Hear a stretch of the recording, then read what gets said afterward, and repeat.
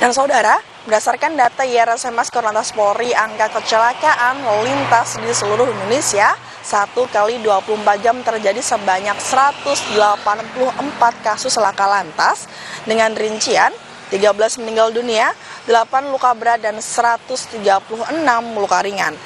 Dari 184 kasus laka lantas tersebut, sebanyak 73% didominasi oleh kendaraan roda 2. Untuk itu dihimbau kepada Anda para pengendara roda 2 agar selalu menggunakan helm yang berserta SNI dan juga selalu mengecek kembali kondisi fisik kendaraan Anda sebelum melakukan perjalanan.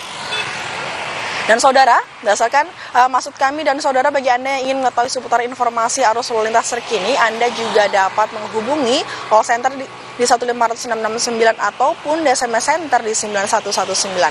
Pelanggaran kecelakaan keselamatan untuk kemanusiaan, Indonesia tertib dan salam presisi. Demikian Ibda Syara melaporkan, kembali bersama dengan Yan Rahman di studio, silahkan. Baik, terima kasih rekan NTMC Polri Ibda Syara atas laporan langsungnya dari kawasan Tamrin, Jakarta.